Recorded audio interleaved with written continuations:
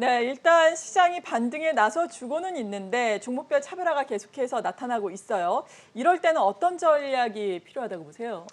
일단 지금 뭐 앞서 김혜 교수님도 이제 얘기해 주셨지만 사실 시장이라는 게 뭐 바로 여기서 강세장 되기도 또 쉽지 않기 때문에 네, 어차피 이제 오르락 내리락 하는 그런 모습 속에서 종목 정세는 펼쳐질 것 같은데 사실 오늘만 봐도 그러니까 이틀 동안 반도체가 주도하다가 오늘은 또 갑자기 리오프닝 테마가 가고 그러니까요.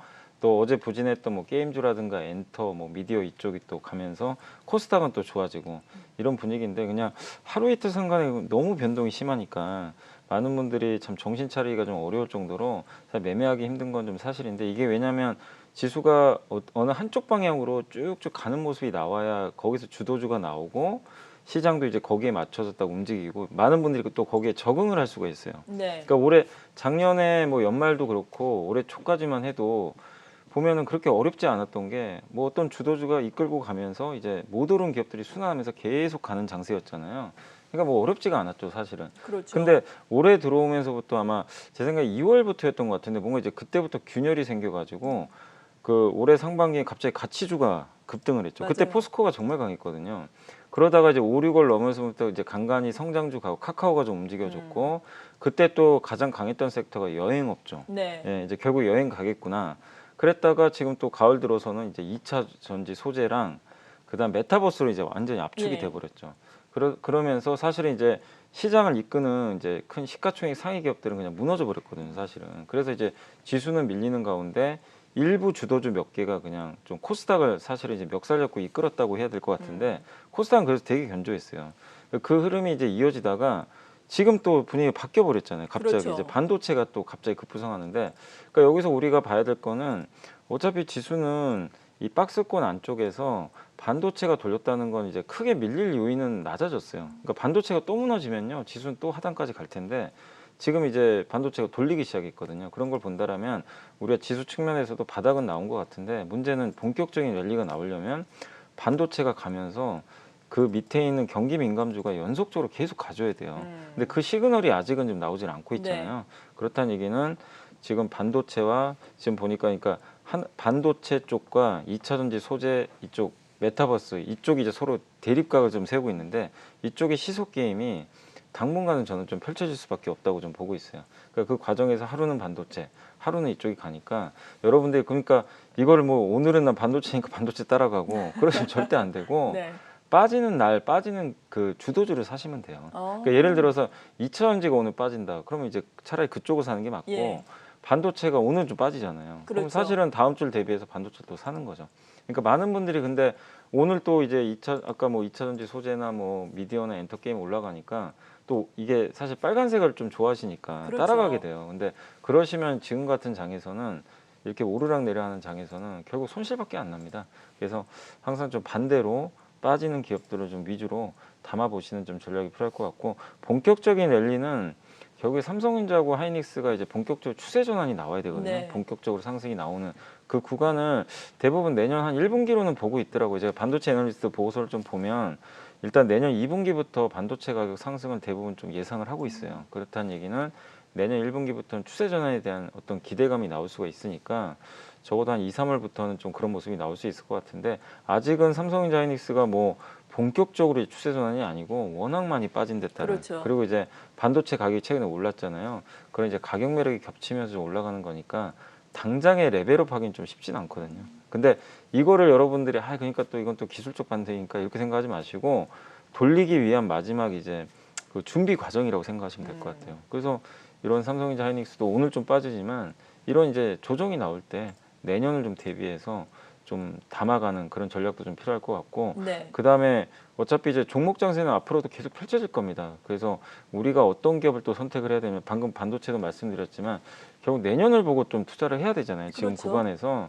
그래서 결국엔 올해 제일 안 좋았던 섹터가 또 역시 IT 하드웨어 쪽이에요. 그러니까 맞아요. 반도체 말고도 카메라, OLED 뭐 아니면 요새 LG 디스플레이도 좀 괜찮게 움직이긴 네, 하는데 좀 자세하게 LG 디스플레이는 예, 말씀을 좀 예. 해주시죠. 그 LED 디스플레이도 최근에 주가 좀 빠졌다가 또 오늘은 좀 올라가는 모습이 나오곤 있는데 이 디스플레이 업종도 반도체 못지않게 내년에 좀 잘 보셔야 돼요. 왜냐하면 OLED죠. 이제 LCD에서 OLED로 넘어가는데 이 OLED로 넘어가는 과정에서 스마트폰도 그동안 좀 안 좋았지만 최근에 그 대만에서도 그렇지만 스마트폰 내년도 출하량 전망치를 좀 올린 것 같고요. 삼성전자도 올해 출하량이 한 2.7억 대 정도 될 거예요. 근데 내년 전망치를 올렸어요. 3억 대 이상으로. 이게 보통 10%만 올라가도 그러니까 이 출하량 전망치가 10% 오르면요. 부품 업체들한테는 엄청난 이 매출 성장이 나온다고 네. 합니다. 근데 내년에 10% 이상 출하량 목표치를 올렸다는 얘기는 여기 들어가는 부품 생태계가 굉장히 좋아진다는 시그널이고, 삼성의 스마트폰에 당연히 OLED도 많이 탑재되잖아요. 그러겠죠. 카메라도 있고. 그러니까 이런 생태계를 봤을 때 OLED 쪽은 좋아질 수밖에 없고, 애플 아이폰도 뭐 워낙 아이폰은 좀 너무 좋았기 때문에 내년도에 대한 전망을 좀 한번 살펴봐야 되겠지만, 어차피 이제 아이폰도 모든 모델에 OLED가 탑재가 되고, 이제 아이패드 또 거기다 AR 글라스도 이제 앞으로 출시한다고 하더라고요. 네. AR기 거기도 OLED가 탑재가 되거든요. 그러니까 OLED 생태계는 커지고, 얼마 전에 삼성전자가 QD OLED 이제 TV를 내년도에 출시한다, 이 얘기가 나왔습니다. 그러니까 대형 OLED도 이제 본격적으로 대중화될 가능성이 굉장히 높아졌어요. 근데 여기에 LG 디스플레이가 대형 쪽은 또 선두에 서 있잖아요. 그렇죠. 그렇기 때문에 삼성이 여기 뛰어드는 게 악재가 아니라 시장 전체가 넓어져요. 그 이런 얘기도 계속 나와요. 삼성이 내년에 대형 TV 패널을 만들어도 물량이 작아요. 아직은 LG 디스플레이의 10분의 1밖에 안 된다고 합니다. 그럼 결국엔 TV를 팔아야 되는데 LG한테 받을 수도 있어요. 네. 부족한 물량을. 왜냐면 중국 업체한테 받긴 좀 그렇잖아요, 사실. 그렇죠. 예, 그렇기 때문에 LG 디스플레이한테는 되게 좋은 모멘텀들이 내년에 저는 나온다고 생각을 합니다. 그리고 기사가 하나 나온 게 있는데, 이건 LG한테 되게 좋은 뉴스죠. 그 삼성이 TV를 LCD도 만들잖아요. 그렇죠. 근데 LCD 패널을 거의 안 만들거든요. 네. 근데 주로 어디서 그럼 수급을 받냐면, TV를 만들려고 BOE한테 받아요, 중국에. 근데 그거를 좀 줄이고, 중화권 비중을 줄이고 LG한테 좀 받을 거라는 그런 뉴스도 일부 나오더라고요. 그럼 LG는 지금 LCD도 같이 만들거든요. 그럼 당연히 삼성에 넘겨주는 게 훨씬 낫죠. 예. 그러니까 서로 이제 윈윈할 수가 있기 때문에, 그런 면으로 보면 지금 LG 디스플레이에 대해선 좀 긍정적인 시각. 그러니까 방금 제가 이제 LG 디스플레이도 하나의 예를 들어 설명했지만, 네. 올해 안 좋았잖아요. 그렇죠. 그러니까 투자 포인트는 뭐냐면, 이렇게 안 좋았지만 제가 말씀드린 대로 내년에 그림이 그려진다면, 그러니까 너무 복잡하게 생각하지 마세요. 내년에 지금보다는 좋아질 것 같은데, 이러면 우리가 투자를 못할 이유는 저는 없다고 생각합니다. 근데 가격까지 좀 낮아졌잖아요. 그렇죠. 예, 그래서 이런 기업들을 좀 계속 찾아보는 시간을 좀 한번 갖는 게 저는 좀 좋다고 생각합니다. 네, IT 중에서 최근에 또 잘 갔던 것이 LG 이노텍이 되겠습니다. 최근 한 달 동안 급등을 했었는데, 박소영 캐스터 오늘은 어떻습니까? 네, 31만 원 선까지 올라온 LG 이노텍이 어제 8% 빠지고 오늘도 파란불 켜대며 출발했습니다. 애플 아이폰 13의 수요가 둔화됐다는 소식에 조금 흔들리는 것 같은데, 애플과 따로 볼 수 있을까요? LG에너텍은 어쨌든 애플 매출 비중이 굉장히 많기 때문에 네. 애플과 따로 보긴 좀 어렵고요. 이제 어제 사실 그 루머가 좀 있었죠. 애플이 아이폰 수요 둔화 때문에 좀 부품 주문량을 줄이지 않을까, 이런 좀 얘기가 돌았고, 그래서 사실 이제 오늘 새벽에 끝난 미국 증시에도 관련 기업들 주가가 좀 별로 좋지는 그렇죠. 않았습니다. 그리고 반도체 기업들도 주가 빠져버렸죠, 그것 때문에. 그래서 우려감이 좀 커지고 있는 건 사실이고, 거기다가 LG노텍은 또 주가가 또 많이 올랐었어요. 이게 주가 바닥에 있을 때는 별 반응을 안 합니다, 그런 악재에는. 근데 이번에 약세장 속에서도 LG노텍은 그냥 혼자 군계 일학이었죠. 정말 주가가 30만 원 넘어갈 정도로 너무 강했기 때문에 결국 그런 이제 악재가 나오니까 바로 반응을 했던 것 같아요. 그리고 LG노텍이 또 올라갔던 배경은 꼭 아이폰 때문만은 아니고, 요새 메타버스 관련주로 또 분류가 돼 있어요. 그렇죠. 예, 그래서 AR 기기, 뭐 VR 기기 이쪽에 카메라 모듈을 납품할 거다, 뭐 이런 얘기들 나오다 보니까, 왜냐면 거기 이제 VR 기기도 카메라가 되게 중요하거든요. 3D 카메라. 그래서 LG노텍이 지금 이미 애플에 그런 것들을 납품을 했기 때문에 기대감이 높아서 메타버스랑 또 엮여가지고요, 굉장히 많이 올랐어요. 그래서 이제 어제는 메타버스주 급락하고 애플 아이폰 수요 둔화 우려로 한 대 더 이렇게 추락하는 그런 모습이 나왔습니다. 그러나 어제 충분히 그런 것들은 반영됐고, 여전히 뭐 주가가 그렇게 비싼 편은 아니거든요. 그리고 여전히 애플 아이폰 또 내년도 모르겠습니다. 그러니까 또 아이폰 또 14가 나올 텐데, 계속해서 뭐 좋은 그림들 나올 수 있고, 또 새롭게 부상하는 게 이제 애플에서도 22년도에 AR 기기 출시한다는 얘기가 지금 계속 나와요. 그 기대감이 여전히 높기 때문에 저는 LG 이노텍에 대해서는 뭐 너무 그렇게 크게 우려할 필요는 없다, 이렇게 보고 있는데, 다만 주가가 어쨌든 많이 오른 건 우리가 부인은 할 수는 네. 없어요. 그래서 지금은 저는 한 달에서 두 달 정도는 좀 기간 조정, 옆으로 좀 늘어진다고 해야 될까요? 그런 기간 조정은 좀 불가피하다. 그런 관점으로 좀 보시면 좋을 것 같기 때문에 매수보다는 좀 그냥 보유하는 전략 좀 필요할 것 같습니다. 네. 올해는 안 좋았지만 내년에 갈 수 있는 종목을 보자라고 앞서서 언급을 해주셨는데 대표적인 종목이 또 위드 코로나와 관련된 종목들이 아닐까 네. 싶어요. 미국에서도 위드 코로나와 관련해서 여행 항공주가 강세를 보이면서 우리도 훈풍을 받으면서 오늘 또 오랜만에 올라오고 있거든요. 이들 관련된 종목들 지금 모아가도 될까요?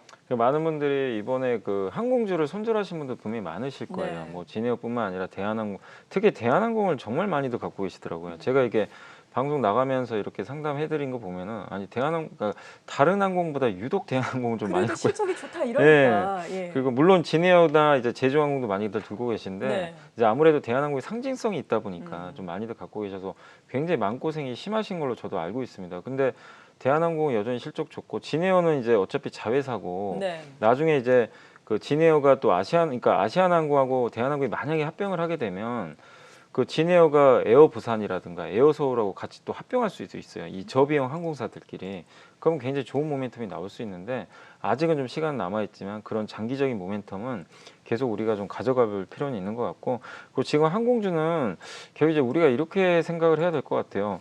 지금은 당연히 누가 봐도 올해 해외여행을 어떻게 가겠습니까? 뭐 그렇죠. 트래블 버블 일부 국가 하고 있지만 그건 너무 제한적인 거고 시장에서 예상한 거는 내년 3분기가 본격이다. 그러니까 본격적으로 여행 가는 건 내년 3분기다. 이 오미크론 전에도 그렇게 예상을 했어요. 네. 그리고 좀 빠르면 2분기 정도. 근데 이제 오미크론이 나와서 이거죠. 내가 투자자라고 했을 때 그러면 내년 빠르면 2분기고 3분기인데 오미크론 때문에 내년으로 그러니까 아예 내후년으로 넘어갈 것 같다. 아예 내년은 그냥 한마디로 여행을 못 갈 것 같다. 해외여행을. 예. 이렇게 만약에 생각을 하시면 여행업종은 들고 있을 이유는 없어요. 사실은. 시간이 너무 걸리니까. 근데 저는 그래도 내년 3분기에는 정상적으로 갈 것 같거든요. 지금 분위기상 오미크론이 만약에 정말 뭐 엄청나게 뭐 사람을 뭐 죽인다거나 이렇게 된다면 또 모르지만 지금 나오는 뉴스들 보면은 환자가 되게 경미하잖아요. 그렇죠. 증상이. 증상이. 오히려 델타보다 증상은 더 정밀. 근데 퍼지는 속도가 빨라서 그렇지. 근데 만약에 정말 경미한 증상인 게 이제 뭐 2주 정도 데이터로 취합한다고 하니까 그게 확인이 되면은 제가 봤을 때 내년 3분기에 가는 건 그렇게 큰 문제는 아닌 것 같아요. 그렇다면 오히려 항공주를 더 사야 되는 거죠, 사실은. 왜냐면 스케줄은 바뀐 게 없는데 주가 폭락을 해버렸잖아요. 더 싸게. 그렇죠. 그러면은 그리고 만약에 해외여행으로 영원히 안 갈 거라고 생각하시면 뭐 항공주를 할 이유는 없는데 어차피 저는 위드 코로나는 간다고 생각을 하고 또 어제 바이든 대통령도 언급을 했거든요. 재봉쇄는 없다. 경제 봉쇄 안 한다. 이거 가지고는 그러니까 확실히 선을 그어버렸어요. 뭐냐면 다시 그 경제 봉쇄로 가면요 타격이 너무 큽니다. 예, 가뜩이나 지금 경기가 좀 꺾이는 시기에 그래서 각국의 수장들도 이걸 알고 있기 때문에 봉쇄 조치까지 가기는 쉽지 않은 것 같아요. 그래서 시간은 걸리겠지만 항공주에 대해서 장기적인 그림은 바뀐 게 없기 때문에 지금은 저는 뭐 당연히 올해 뭐 큰 상승이 나오기는 어렵겠지만 지금은 좀 끝까지 한번 버텨보는 저는 좀 전략이 필요하다 이렇게 말씀드리겠습니다. 네, 사실 뭐 항공 여행주보다 더 안 좋았던 것이 뭐 파라다이스, GK 예. 같은 또 카지노와 관련된 네. 종목들이잖아요. 오늘 반등이 나오곤 있지만 반등의 폭도 그다지 크지 않고 호텔 신라와 같은 면세점과 관련된 종목들도 호텔 신라 사실 며칠 전에 52주 최저가 네, 기록을 했어요. 맞습니다. 이들 종목들은 뭐 여행 항공주보다 이익의 또 회복률이 더 늦을까요? 일단 이렇게 보시면 될 것 예. 같아요. 그 카지노하고 그 여행이나 항공주는 좀 비슷해요. 왜냐하면 어차피 하늘길이 다 열려야 그렇죠. 다 수익이 나는 구조고 특히 카지노 이 외국인 카지노 강원랜드는 다르죠. 네. 강원랜드 이제 내국이니까 근데 이 외국인 전용 카지노는 외국 사람이 지금 못 오잖아요.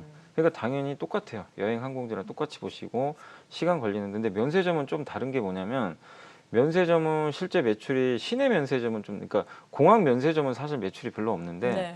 시내 면세점으로는 중국의 그 따이공이라고 보따리상들이 와요. 예. 와가지고 왜냐면 우리나라 그 시내 면세점의 상품 구색이 되게 좋대요. 그래서 중국 사람들이 옵니다. 와가지고 구매를 해서 이제 다시 붙이는 거죠. 항공 화물로. 그러니까 그런 수요가 있다 보니까 이쪽에서 뭐 심각하게 적자가 나거나 그러진 않아요.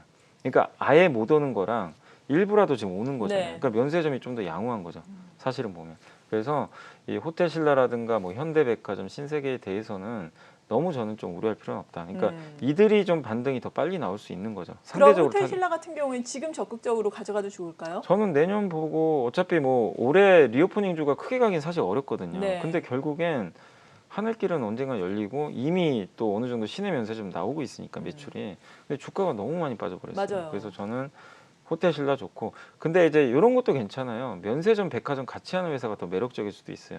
현대백화점이나 신세계. 왜냐하면 해외여행을 못 가면 못 갈수록요. 사람들이 어딜 가냐면 국내 여행도 가는데 그 돈을 백화점에 써버려요. 맞아요. 요즘 명품 매출 많이 올랐고. 아니 어차피 해외여행 못 갈 돈, 이 돈에 대해서는 이게 사람들이 좀 약간 비싼 걸 사도 거부감이 없는 돈이거든요. 백화점 가서 비싼 옷을 산다거나 이런 수요가 있어 버리거든요. 그래서 오히려 백화점주가 대안이 될 수도 있어요, 사실은. 네. 그래서 신세계나 현대백화점도 한번 관심 갖는 거 전 좋다고 생각합니다. 네, 리오프닝과 관련된 종목들에 대해서 투자 의견 들어봤고요. 계속해서 특징적인 종목들 알아볼까요, 박소영 캐스터? 네, 이렇게 항공과 면세점에 이어서 오늘 엔터 관련주들도 오랜만에 반등을 보이고 있습니다. SM이 7거래일 만에 상승 전환하면서 현재 8% 오르고 있는데요. 네, 과거 엔터주 하면 SM보단 하이브를 보는 경우가 많았는데 오늘은 SM이 강하게 치고 올라오는 모습 어떻게 봐야 될까요? 일단 아마 하이브는 좀 BTS가 좀 주식 팔았다는 것 때문에 조금 그렇죠. 투자 심리가 좀 안 좋아진 거는 같아요, 사실은. 왜냐면 이제 하이브는 BTS가 상징인데 물론 이제 주식 파는 건 자유입니다. 그걸 뭐라고 할 수는 없어요. 네. 본인들 자유인데 이제 상징성이 너무 큰데 이제 멤버가 팔았다고 하니까 투자 심리가 이거 어떻게 이걸 생각을 해야 되지? 이제 주주분들 입장에서 약간 좀 멘붕이 오는 거죠. 네. 예, 왜냐면 BTS를 보고 대부분 투자를 하시니까 그래서 좀 상대적으로 탄력이 좀 약한 거는 같아요. 근데 뭐 BTS 멤버가 팔았다고 BTS 자체가 어딜 떠나는 것도 아니잖아요. 그럼요. 예, 그러니까 가치상은 변동이 없기 때문에 그거 가지고 너무 우려하실 필요는 없는 것 같고, 그리고 하이브가 최근에 또 굉장히 많이 오른 것도 있었어요. 그리고 NFT 사업을 한다고 했는데, 근데 약간 우려가 됐던 건 그거죠. NFT 가지고 그럼 BTS랑 같이 뭘 어떻게 할 거냐? 이거 과연 팬들이 이거 사줄 거냐? 사줄 것 같은데요. 예. 근데 그런 얘기도 있어요. 팬들이 굳이 왜 NFT를 사야 되지? 뭐 그럼- 제가 어떤 네. 기사를 봤는데 포토카드 같은 게 있잖아요. 예. 포토카드가 있는데 예를 들면 이런 거죠. 포토카드를 내가 NFT로 샀어요. 그럼 친구들한테 캡처해서 그냥 줘도 상관이 없는 거거든요. 맞아요. 사실은 예. 어떻게 보면은 자기 건데 유일한 건데. 음. 그러니까 이제 그런 것들을 엔터사가 좀 명확하게, 그러니까 NFT를 사야만 되는 이유들이 있죠. 팬들한테 정말 당신만 가질 수 있는 거다. 너무 귀한 거다. 네. 이거를 명확하게 알려줘야 될 것 같아요. 맞아요. 팬들한테. 그래야 팬들이 NFT를 사는 거지. 지금처럼 팬들은 또 대부분 10대, 20대 분들이 많으신데 만약에 이런 게 명확하게 설명이 안 되면 예. 굳이 왜 내가 BTS NFT를 사? 구매력이 떨어질 수가 떨어질 있겠네요. 수도 있어요. 그러니까 그거를 명확하게, 그러니까 우리 투자자들이 보는 입장하고요, 팬들이 보는 입장도 다를 수도 있어요. 우리는 NFT 무조건 될 것 같은데 이 생각을 하는데 네. 진짜 아이돌 좋아하시는 팬들 입장에서 완전히 다를 수도 있는 문제거든요. 그래서 그거에 대한, 어차피 구매하는 건 팬들이 사는 거잖아요. 그러니까 그거를 명확하게 좀 그림이 그려져야 NFT에 대한 가치가 한 번 더 올라갈 것 같은데 약간 거기에 대한 좀 혼선도 일부 있는 것 같고, 멤버의 어떤 매도 이런 것들이 좀 부정적으로 작용했는데 이미 그건 이제 반영이 됐으니까 지금은 다시 한번 좀 주가 바닥치고 좀 천천히 좀 돌아가는 흐름이 나올 것 같고요. SM이나 또 오늘 JYP도 괜찮은데 결국 약간 리오프닝도 섞여 있어요. 왜냐면은 그 콘서트를 지금 일부 재개하기 시작했거든요. 네. 예, 이거 뭐 BTS도 지금 LA에서 공연도 열렸죠. 했는데 오미크론 때문에 또 콘서트 이거 못하면 어떡하나. 그 매출액이 상당하잖아요, 콘서트가. 그렇죠. 그래서 그런 이제 우려감이 있는데, 그래도 다행히 이제 미국에서 오미크론에 대해서 뭐 경제 봉쇄나 이런 것들에 대한 조치를 안 내렸기 때문에 콘서트는 또 예정대로 진행될 가능성이 높아진 것 같아요. 그래서 그런 불안감들이 해소되면서 오늘 올라가고 있고, 그리고 이거는 업황 문제는 아니지만 결국 시장의 색깔이 문제인데 반도체가 약하면 이들이 가요. 네. 예, 어제까지는 반도체가 너무 강하다 보니까 하이브나 뭐 디어유나 뭐 JYP가 그냥 쭉쭉 빠지는 모습이 나왔는데 오늘은 또 정반대잖아요. 삼성전자가 빠지니까 올라갑니다. 그래서 결국엔 시장의 색깔에 따라서도 당분간 변동성은 좀 나올 수 있다. 어쨌든 정리를 해드리면 지난 몇 달간 굉장히 NFT 또 엔터 사업에 대한 기대감 이런 걸로 주가가 굉장히 고공행진을 했다가 약간 브레이크가 걸렸는데 이 브레이크 기간은 12월 말까지는 좀 이어질 것 같아요. 바닥을 다지면서 횡보하다가 다시 연초에 또 한번 올라가는 그런 흐름이 나오지 않을까라고 좀 예상을 하고 있고요. 내년도 실적 전망도 되게 좋아요. 네. 그래서 엔터는 저는 이렇게 급락할 때 오늘 사라는 얘기는 아니고요. 혹시라도 또 다음 주에 흔들리면 저가 매수를 해보시면 좋을 것 같습니다. 컨텐츠 같은 경우에는 어떻게 보세요? 고점 대비해서 좀 추정을 굉장히 해보세요. 많이 빠졌어요. 예. 그러니까 오징어 게임 나오고 그다음 지옥까지 1등했는데 이제 사람들 심리가 그런 것 같아요. 더 이상 뭐가 좋을 게 있냐. 그렇죠. 예, 그러니까 이제는 1등 해도 사람들 이제 뇌리에는 너무 이제 한국 드라마 이제 기본 1등 하는 거 아니야? 약간 이제 이런 인식이 있으면 주가 이제 재미가 없어지는 거예요. 처음 오징어 게임 히트 쳤을 때가 정말 난리가 났었잖아요. 그렇죠. 그러니까 점점 지옥 1등 하고 나서는 주가가 급락을 해버렸어요. 제이 콘텐트리도. 근데 그거는 이제 너무 우리가 모멘텀만 보는 거고 단기 모멘텀만 보는 거고 1등도 중요하지만 중요한 거는 얼마 전에 CJ E&M도 미국의 영화 제작사 인수를 했잖아요. 네. 그리고 스튜디오 드래곤은 내년에 애플 TV에 들어가는 미국 드라마를 자기가 만들어줘요. 한마디로 이제 아예 미국 시장에 직접 진출을 하기 시작했습니다. 그럼 우리나라 콘텐츠 기업들의 가치가 그런 면에서는 더 레벨업 할 수가 있는 부분이고 이번에 디즈니 플러스가 들어와서 좀 욕을 많이 먹어요. 볼 게 없다. 맞아요. 네, 볼 게 없다고. 저도 가입을 했는데 사실은 뭐 진짜 어벤져스나 이거 몇 개 빼면 볼 게는 없어요, 사실은. 근데 이제 그걸 알기 때문에 오리지널 콘텐츠 투자를 많이 하겠죠. 한국 드라마는. 그래서 오히려 내년을 보면은 드라마 제작 환경은 더 좋아지고 몸값은 올라갈 수 있는 여지가 더 늘어날 것 같고 넷플릭스를 잡아야 되거든요. 네. 그러면 한국 드라마 투자를 안 할 수가 없어요. 그걸 보면은 이렇게 지금 많이 빠졌을 때가 저는 내년을 보고 담을 타이밍이다. 그럼 탑픽 종목은 어떤 걸 보세요?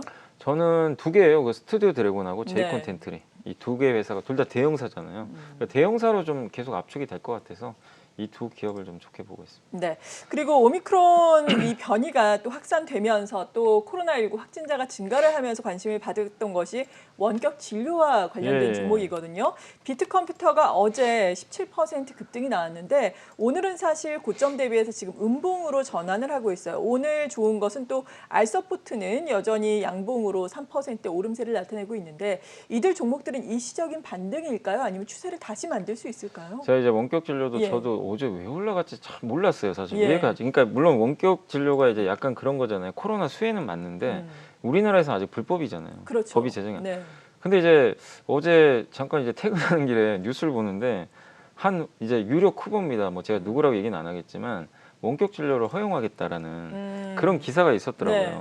그래서 그거 보고 아 그것 때문에 좀 올랐었구나. 그러니까 뭐냐면은 정부 정책 좀 기대감이 붙은 것 같아요. 그러니까 누가 대통령이 될지는 사실 몰라요. 그렇죠. 모르는 상황에서 그래도 유력한 후보가 그런 언급을 했다는 건 원격 진료에 당연히 긍정적일 수밖에 없는 거잖아요. 그러니까 약간은 정책 테마로 좀 약간 엮여버린 것 같아요. 그래서 당분간은 그러면은 주가가 크게 빠질 이유, 그러니까 만약에 오미크론 때문에 올랐으면요, 이게 생명력이 그렇게 오래 갈 것 같진 않아요. 네. 정말 오미크론이 뭐 엄청나게 확산되지 않는 이상.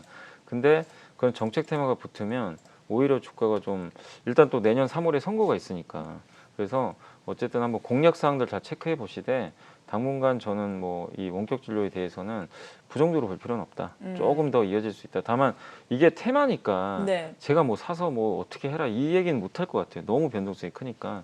그래서 사실하면 얘기까지 못 하겠지만 보유하고 계신 분들은 좀 뭐 너무 급하게 막 이렇게 파는 전략까지는 할 필요는 저는 없다라고 생각을 합니다. 네, 이 밖에도 코로나19와 관련된 종목들 지금 흐름이 어떤가요, 박소영 캐스터? 네, 백신 관련주들이 조금 이번 주 계속 약한 흐름을 보이고 있습니다. 오미크론이 등장한 이후 계속해서 파란불을 켜내고 있는 상황인데요. 이 대표 종목으로 꼽히는 SK 바이오사이언스 같은 경우는 임상 3상을 진행 중임에도 불구하고 3거래일 연속 한 10% 넘게 밀리고 있습니다. 이 기대감은 사라진 걸까요? 이게 백신주는요, 그러니까 이 코로나19 대표적인 수혜주가 몇 개 있잖아요. 네. 그러니까 진단키트도 있고 치료제도 있고 그다음에 CMO죠, 백신 CMO. 그렇죠. 이 세 가지로 이제 보통 우리가 나누는데 저는 어쨌든 백신 CMO는 되게 코로나랑 그러니까 오미크론이 뭐 여기서 갑자기 영향력이 약해진다고 해서 이제 백신주 보지 말자. 또 머크의 경구용 치료제 나왔으니까 이제는 안 좋아진다. 그럴 이유가 전혀 없다라고 좀 생각을 하고 있습니다. 왜냐하면 구조적으로 성장하는 업종이에요. 특히 이 CMO 사업이라는 자체가 특히 우리나라는 문재인 대통령이 백신 허브 만들겠다고 아예 얘기를 해버렸잖아요. 근데 전염병 지금 돌연변이가 얼마나 많이 나옵니까? 앞으로 오미크론 말고요. 어떤 분이 그러시더라고요. 그리스 문자 다 외워야 될 것 같다고. 자꾸 이제 계속 순서대로 다 나오니까. 나오니까. 예. 그러니까 그 정도로 또 뭐가 나올진 몰라요. 근데 이제 그나마 좀 다행이라고 해야 될 거는 점점 치명률이 낮아지니까 네. 감기처럼 될 수는 있는 거거든요. 그럴 수 있죠. 근데 어찌됐건 간에 사람은 이제 백신을 계속 맞을 수밖에 없는 상황이에요. 문재인 대통령도 이제 백신 3번 접종은 무조건 기본이다. 네. 언급을 해버렸고 또 어떤 변이가 나올지 모르니까 또 새로운 백신에 대한 수요가 늘어날 수밖에 없고요. 또 그런 게 있죠. 이번에 이제 선진국에서 느꼈던 게 뭐냐면 돌연변이 이런 바이러스가 다 어디서 나왔습니까? 개발도상국. 맞아요. 백신 접종이 굉장히 낮아요. 남아프리카도 20%대밖에 안 돼요. 그러니까 선진국 입장에서는 딱 봤을 때 선진국은 80%다 넘는데 우리만 백신을 맞을 게 아니라 개발도상국에도 많이 뿌려야 되겠다. 그러지 않으면은 계속 이런 백신 접종이 낮은 국가에서 또 나올 수가 있어요. 그러면 CMO 업체에 문을 또 두드리겠죠. 그쪽에 공급을 해야 되니까. 네. 그럼 대량 생산을 계속 해야 돼요. 그래서 우리가 너무 단순하게 공식이잖아요. 오미크론이 약해지면 백신주 급나가고 오미크론이 또 세지면 백신주가 하루는 급등하고 이거는 이제 사실 요즘에 공식처럼 이제 매매들 하시는데 그건 의미가 없는 것 같아요. 근데 백신은 저는 어쨌든 구조적으로 성장하는 업종으로 보고 있기 때문에 이렇게 두들겨 맞을 때 저는 오히려 담아야 된다. 남들이 던질 때 담는 거고 오르는 날 살 필요는 없어요, 사실은. 네. 근데 어쨌든 백신 CMO 업체들 우리나라에 뭐 SK 바이오사이언스 또 녹십자도 있고 또 대표적으로 ST팜은 물론 이제 다른 이유로 요새 좀 주가 올라갔지만 ST팜도 그쪽 사업을 하고 있으니까 이런 기업들에 대해서는 좀 긍정적인 시각. 또 삼성바이오로직스도 마찬가지고요. 계속 좋게 좀 저는 보고 있습니다. 네. 그리고 미용과 관련된 의료 기계와 관련된 종목들이 사실 뭐 올 여름 정도까지는 상당히 네. 좋았잖아요. 뭐 대표적으로 임플란트 쪽도 들 수 있겠고 그리고 피부 미용 의료 기기 루트로닉 같은 종목도 상당히 좋다가 좀 많이 조정을 받다가 며칠 전부터 루트로닉도 저점을 찍고 좀 올라오고 있거든요. 네. 오늘 한 8% 가까운 오름세를 나타내고 있는데 덴티움도 좀 그런 상황이고요. 이들 종목들의 반등에 대해서는 어떻게 생각을 하세요? 그러니까 이게 주가가 예. 올해 뭐 제이시스 메디칼, 루트노닉도 좋다가 들고 계신 분들 입장에서 스트레스 받죠. 또 확 빠져버리니까. 그럼요. 근데 우리 한국에서 장기 투자를 하려면요, 이거는 이런 일은 비일비재하기 때문에 이거를 그냥 극복을 하셔야 돼요. 어쩔 수가 없어요. 안 그러면 그냥 미국 주식 투자하셔야 돼요. 미국은 사실 이렇게까지 변동성이 잘 안 네. 나오는데 한국이 좀 특징이요. 이게 선반영성이 너무 강해가지고 이렇게 두세 배 오르다가도요. 거기서 20-30%가 그냥 너무 쉽게 빠져버려요. 그래서 장기 투자를 잘 못하는데 그래도 몇 배의 수익을 내려면 그냥 어쩔 수 없습니다. 내가 기업 분석하고 확신이 있으면 그냥 끝까지 가져가고 20-30% 빠졌을 때 예를 들면 루트로닉도 이번에 실적에 대한 좀 부분 때문에 빠졌거든요. 이게 이제 내가 판단을 하는 거죠. 구조적인 문제냐 일시적인 문제냐. 일시적이면 더 사는 거예요, 사실은. 그거를 너무 스트레스 받지 마시고 그런 과정을 겪고 나서 주가 올라가는 거니까. 그래서 제가 왜 이 말씀을 드렸냐면 피부 미용 의료기기는 여러분도 이제 다들 아실 거예요. 이거는 메가 트렌드예요. 맞아요. 이거는 고성장할 수밖에 없어요. 특히 우리나라 기업들이 너무 잘해요. 그리고 왜 메가 트렌드일 수밖에 없냐면 사람은 자꾸 나이가 들어요. 피부에 주름이 안 갈 수는 없잖아요. 네. 근데 누구나 피고 싶죠. 근데 예전에 이제 수술로 많이 했잖아요. 거기에 거부감이 생기니까 이제 레이저나 뭐 초음파 같은 걸로 이제 하는 건데 이게 보통 두세 달에 한 번씩은 한다라고도 제가 들었는데 한 번만 그러니까 이거를 한 번만 한 사람은 없다고 하더라고요. 그럴 것 같아요. 한 번 하면 반복적으로 하게 되고 효과가 좋으니까 또 여기서 의료기기만 이게 돈을 버는 게 아니라 이 장비 회사들은 소모품이 있어요. 여기 이제 피부 미용 의료기기는 남이 쓴 걸 또 쓰고 싶진 않잖아요. 네. 그러니까 소모품이 계속 반복적으로 교체가 들어가요. 이 매출액도 상당합니다. 근데 우리나라뿐만 아니라 지금 미국, 유럽, 이제 중국도 열릴 거고 그다음 신흥국들의 소비가 늘으니까 소득이 늘어나면요. 여기에 대한 수요는 더 늘어날 수밖에 없어요. 그러니까 이거는 단지 1-2년 사이클이 저는 아니라고 보거든요. 근데 그 과정에서 앞으로도 이거 여러 번 반복됩니다. 한 100% 올랐다가 또 20-30%또 폭락할 네. 거고. 그럼 그때마다 스트레스 받아서 다 바닥에 다 던지고. 그러면 사실 큰 수익 못 내거든요. 그래서 여러분이 할 거는 메가 트렌드는 인정을 하시고 길게 보시되 한 번씩 중간중간 조정이 나올 때 그때 분석을 좀 디테일하게 하세요. 지금이 그 때가 아닐까요? 네, 그래서 저는 예. 되게 이번에 빠졌을 때도 크게 걱정은 안 했어요. 구조적인 문제는 전혀 아니었거든요. 그리고 약간 이게 오미크론의 피해주예요. 왜냐하면 이제 병원에 그렇죠. 못 가니까. 예. 근데 그런데도 지금 올라가잖아요, 주가들이. 그러니까 그런 거 보면은 오미크론 영향력도 좀 제한적인 상황에서 구조적인 성장. 또 얼마 전에 한 기업 같은 경우는 외국계 증권사에서 굉장히 높은 목표가도 제시한 걸로 제가 알거든요. 그래서 그런 것들이 해외에서도 좀 좋게 보고 있으니까 오늘 사란 얘기는 아닙니다. 좀 올랐으니까 혹시라도 이제 변동성이 나올 때 접근을 하시되 긴 호흡으로 좀 너무 짧게는 안 하셨으면 하는 좀 생각입니다. 네. 그리고 또 변동성이 있는 종목들 알아보도록 할까요? 박소영 캐스터. 네, 이번 주 KB금융을 비롯한 은행주들이 조용히 오름세를 나타내고 있습니다. 현재 메리츠금융주주가 가장 두드러진 상승 보이면서 4% 오르고 있는데요. 이 반도체와 테마 장세가 나타나는 이런 시소 장세 속에 배당 매력이 있는 은행주들 지금 눈여겨봐도 좋을까요? 일단 이제 이것만 생각하시면 돼요. 배당으로도 너무 좋고요. 네. 은행주는 저는 은행이든 사실 보험이든 증권이든 세 개 다 비슷한데 금융주 하나는 꼭 포트에는 있어야 돼요. 아, 이게 뭐 그래요? 수익을 낸다는 예. 목적보다도 내 포트의 안정성을 키워줘요. 왜냐하면 특히 급락장이나 시장이 많이 흔들릴 때 이 배당은 기본 5%씩 확정을 해주잖아요. 그러니까 굉장히 안정적이고 그리고 이런 금융주를 좀 좋게 보셔야 될 게 지금 우리나라도 금리 인상을 2번을 했잖아요. 네. 내년에도 더 한다는 얘기가 있어요. 미국도 긴축 기조로 갑니다. 근데 이거는 거스를 수가 없어요. 그렇기 때문에 사실 뭐 내년도에 미국도 올리고 한국도 한 번 더 올린다고 보면은 은행이나 보험같이 금리 인상에 민감한 기업들은 당연히 더 실적이 좋아질 수밖에 없는 거거든요. 특히 은행이 좀 민감한 부분도 있잖아요. 네. 그래서 특히 뭐 KB금융도 있고 신한지주도 있고 많은 금융사가 있고 또 저평가된 기업 중에서는 이런 BNK 금융제주 같은 지방은행도 되게 싸거든요. 예. 그러니까 내년도에 금리가 올라가는 사이클에서 주가도 싸고 배당도 많이 준다. 굳이 우리가 이걸 나쁘게 볼 이유가 전혀 없거든요. 이미 트렌드는 그쪽으로 잡혔기 때문에 그래서 금리에 수혜를 받는 이런 은행이나 보험업종 주가까지 많이 떨어졌기 때문에 한번 다볼 필요가 있고 특히 보험주 좀 얘기하고 싶은 게 많이 빠졌어요. 보험주가 이게 빠진 이유가 왜냐면요. 금리 오르는 건 알겠는데 손해율이 증가할 것 같아서요. 왜냐면 위드 코로나로 가니까 예. 사람들이 이제 밖에 나가서 운전도 많이 할 거 아니에요. 실제 올해 손해율이 많이 떨어졌어요. 네. 사람들이 밖에 많이 안 나가서. 근데 위드 코로나 되면서 손해율 늘어나지 않을까 이런 이제 우려감이 있어서 빠졌는데 근데 구조적으로 손해율이 늘어나기 힘든 게 운전 요즘에 해보시면 다 아시겠지만 이제 서울 시내에서 운전할 때 과속하기가 불가능합니다. 그렇죠. 5030 50으로 예, 이제 50으로 막아버려 가지고 그러니까 이게 뭐냐면 이 사고율을 줄여버려요 사실상. 예, 그걸 이제 막는 제도고 또 30km 그 학교 주변은 진짜 강제적으로 그냥 줄여야 되잖아요. 맞아요. 그러면 이건 보험사들한테 나쁜 게 아니고 그리고 우리 흔히 라이롱 환자 많이 얘기하잖아요. 네. 그 뭐 10주 동안 병원에 있어도 뭐 어떻게 할 방법이 없는데 이제는 3주인가요 4주 정도 지나서 경미한 증상이 있는 환자는요 의사의 진단서를 반드시 받아야 된대요. 더 입원하고 싶으면. 네. 그러면 이거는 당연히 그 비용이 더 줄어들 수 있는 거잖아요. 이 보험회사 입장에서 이런 어쨌든 좋은 정책들이 지금 나오고 있으니까 보험업종도 근데 단지 너무 손해율 때문에 빠져버렸거든요. 예. 예, 그래서 오히려 기회가 아닌가라고 저는 생각하고 있습니다. 금융주 금리 인상과 더불어서 또 배당과 관련해서 가져갈 수 있겠다. 특히나 보험주를 또 유망하게 봐주셨습니다.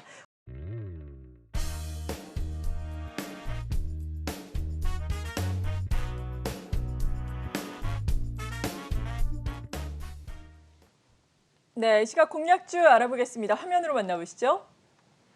네, 오스템 임플란트 가지고 오셨습니다. 앞서서 미용 의료 기기와 관련해서 도움 말씀을 주셨는데 오스템 임플란트도 비슷하죠. 임플란트와 관련된 종목.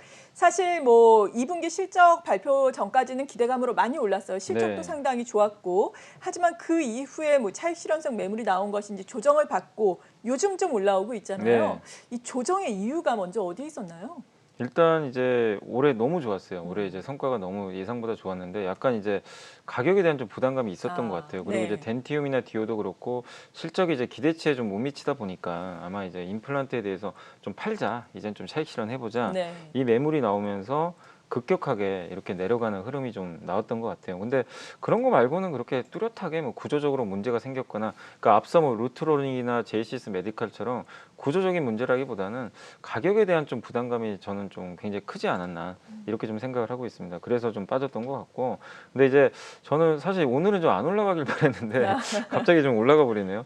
왜냐하면 이제 주가도 제가 이제 약간 기술적인 분석도 좀 해서 이 시간에 가져오는데 예. 오늘 이렇게 급등할 줄은 상상도 못했습니다. 근데 어쨌든 지금 급등을 하고 있지만 그래도 워낙 지금 좀 계속 관심을 가져보세요. 오늘 매수는 오늘 하지 마시고 다음 주에 한번 밀릴 때 해보세요. 왜냐하면 굳이 7% 오르는데 따라갈 필요는 없는데 그러게요. 이것도 임플란트 회사인데 약간 아까 제가 피부 미용이 메가 트렌드라고 했는데요.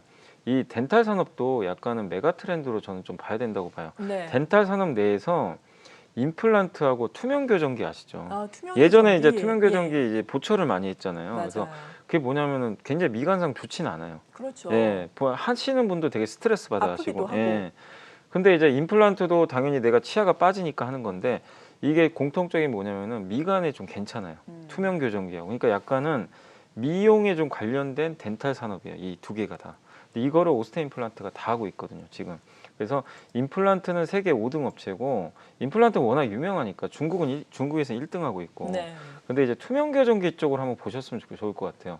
얼마 전에 미래에셋에서도 보고서가 하나 나온 게 있는데 그거 좀 참고하시면 되겠지만 투명 교정기 시장이 지금 전 세계적으로 좀 가장 커지고 있고요. 이게 침투율이 지금 얼마 되지를 않는다고 합니다. 전 세계에서 지금 이 투명 교정기를 사용해야 되는 인구가 굉장히 좀 많다라고 하는데 지금 실제로 착용하고 있는 인구는 얼마 되질 않고 그리고 대부분이 다 이제 미관상 좋지 않은. 예. 네, 왜냐하면 그게 가격이 더 저렴하거든요. 그러겠죠. 투명 교정기는 좀 비싸니까. 근데 소득 수준이 점점 올라가기 때문에 투명 교정기 시장은 점점 더 커질 수밖에 없고 특히 오스템 임플란트 같은 경우는 지금 이제 중국에 내년에 투명 교정기 사업을 시작을 한대요. 한국에서는 이미 하고 있어요. 하고 있는데 내년에 중국에 드디어 들어가는데 왜냐하면 저는 기대가 되는 게 중국의 임플란트 1등 업체예요.